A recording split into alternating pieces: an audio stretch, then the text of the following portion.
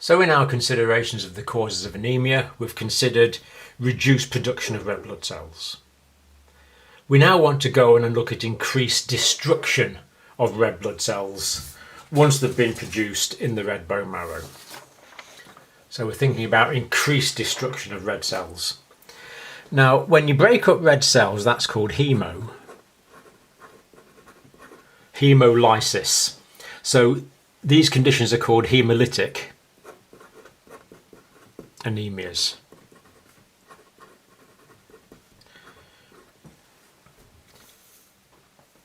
So hemo is blood, lytic or lysis means to break up. The red cells are being broken up. And because the red cells are broken up within the body, the iron that was in the red cells is retained.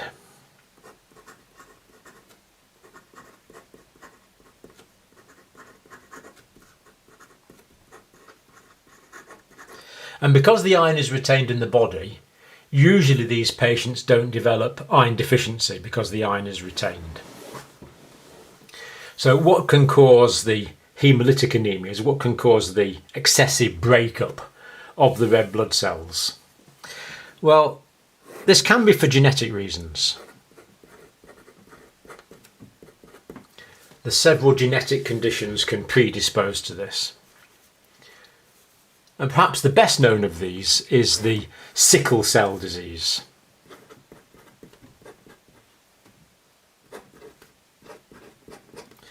Sickle cell disease resulting in sickle cell anemia. This is an autosomal recessive condition. Both parents need to carry the gene. And the cells change from being the normal biconcave discs to being sickle-shaped.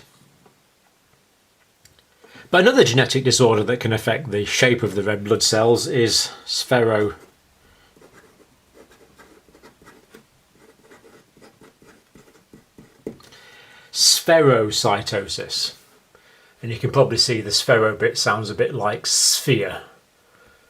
So here we get spherical, circular red blood cells. And the key thing with these is that because the red cells are abnormal, they're recognised by the monocyte macrophage system, what used to be called the reticuloendothelial system. And these cells based particularly in the spleen will break up these cells because they're abnormal. Or an abnormality of hemoglobin can also cause hemolysis.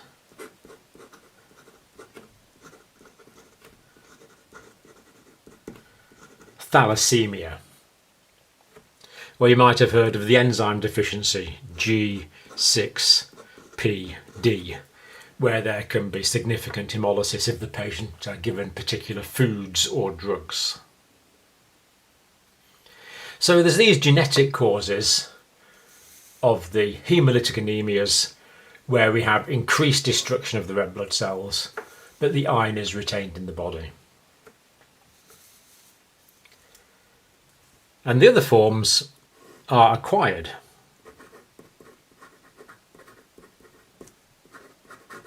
Or if you like, using terminology from previous videos, these are endogenous factors and these are exogenous factors. These arise from within the individual, these arise from outside the individual. So for example, some drugs can lead to idiosyncratic haemolytic reactions, as can some toxins. Some snake venoms, for example. A range of infections can lead to hemolysis.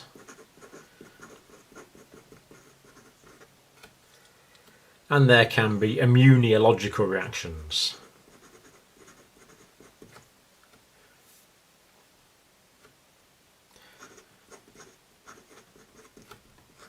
I can spell it.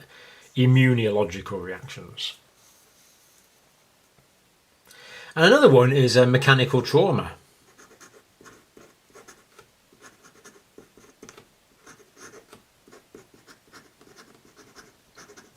Long distance runners, for example, because they're putting their foot down hard all the time, they're going to break up some of their red blood cells.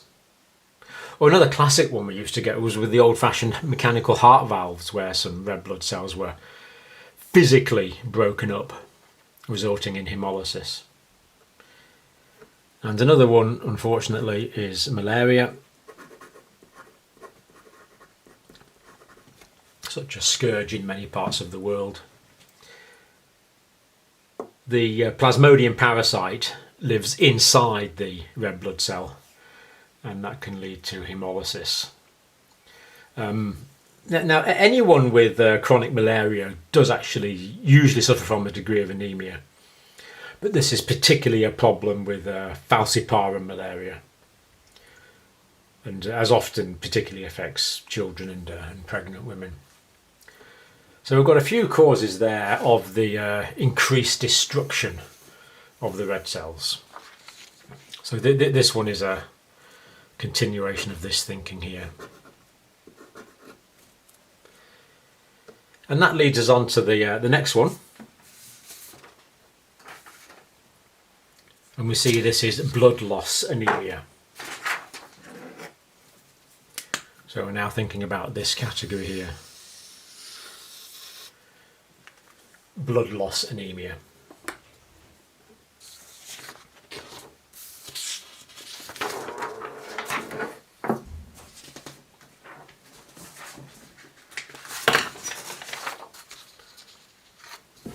Blood loss.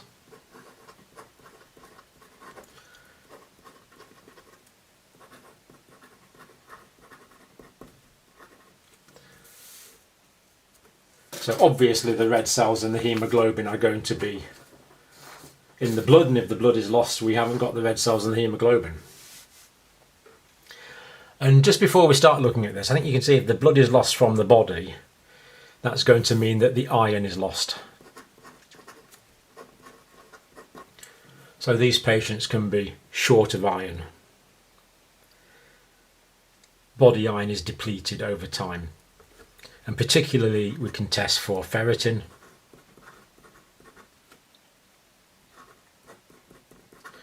Ferritin is the molecule that stores iron in the body, and these levels will become depleted in blood loss anemia, especially the chronic form. Now, blood loss anemia, we can divide it into the acute and we can divide it into chronic. Acute and chronic blood loss. Now, if there's acute blood loss through trauma, for example, then that can lead to low blood volumes.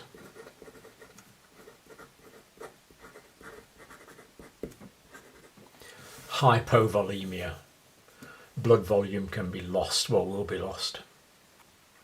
Hypo, low, volume, emia, blood. But what happens, of course, is that we drink and tissue fluid is moved osmotically from the tissue spaces and from the intracellular fluid into the blood. So the fluid part of the blood can be replaced relatively quickly, but it's harder to replace the red cell. So if we're replacing the fluid part but not replacing the red cells, this can lead to hemodilution.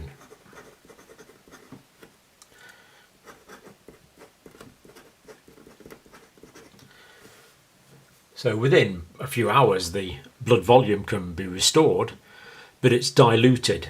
Now there are some spare red blood cells in the spleen, about the equivalent of a unit of pack cells. So if you're only losing, say, 500 mils of blood, then you won't get a hemodilution effect because the red cells will be replaced from the red blood cells stored in the spleen. But more than that, and we're likely to get this hemodilution effect. And what happens is when the blood volumes, when the red cell volumes are low, that's going to reduce the amount of oxygen carried in the blood. That's going to be detected in the kidney, and the kidney is going to produce more erythropoietin, which stimulates the red bone marrow. So starting after about 5 days to about 4 weeks, there's going to be increased red cell production. So after about 4 weeks, a lot of the red cells are going to be replaced. And significant numbers will start to be replaced after about 5 days, and the patient will start to have more energy again. And if we test the blood, we notice that there's a lot of young red blood cells. So because the bone marrow is stimulated, lots of new red blood cells are going to be made. And young red blood cells still retain some of the nuclear contents, because in the bone marrow, the red cells are made from stem cells which do have nuclei. And what we have is an increased number of the cells called reticulocytes.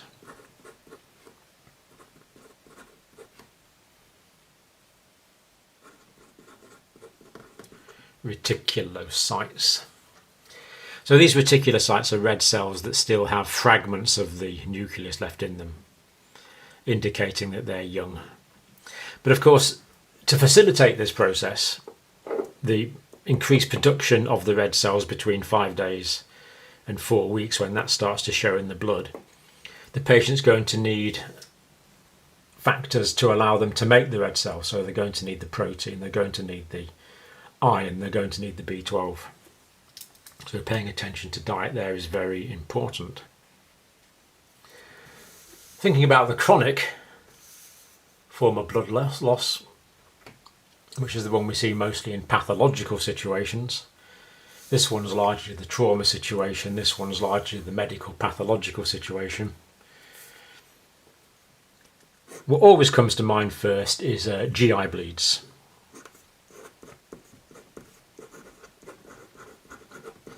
Bleeds into the lumen of the gastrointestinal system, of the gastrointestinal tract. So for example, peptic ulcers.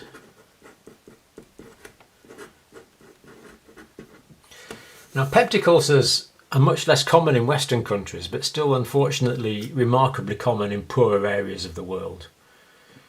Because in Western countries, a lot of the Helicobacter pylori bacteria that cause the peptic ulceration have been eradicated with proton pump inhibitors and antibiotic protocols. But if you go to poorer areas of the world, unfortunately Helicobacter is still a major problem, as are peptic ulcers.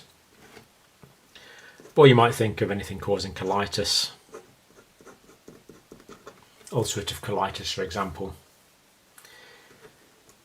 cancers, gastrointestinal cancers particularly, colon cancers, but other cancers can bleed small amounts of blood over a long period of time, resulting in chronic blood loss anemia. Again, if we test the blood for reticulocytes, these young immature red cells, these will be increased because the bone marrow is trying to compensate for the hemorrhagic loss. Another common problem is menorrhagia.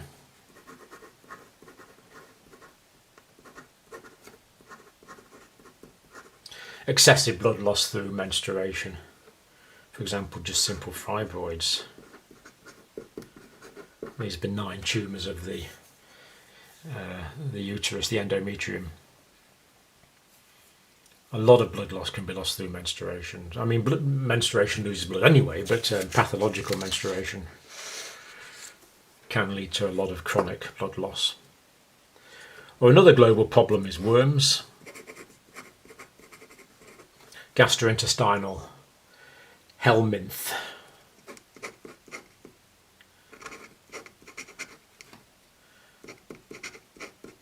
Infections.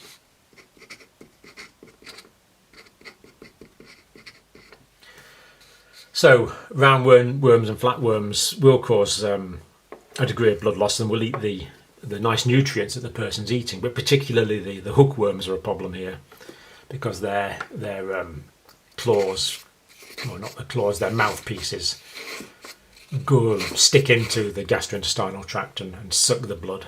Very significant global cause of chronic blood loss anemia. Very easy to treat with mebendazole, for example. So there we see these categories. Anemia caused by reduced production of red cells, increased destruction of red cells, and blood loss anemia, hemorrhagic loss of blood cells. So quite easy to remember. In anemia, there's not enough cells produced, there's too many cells destroyed, or the red blood cells are lost.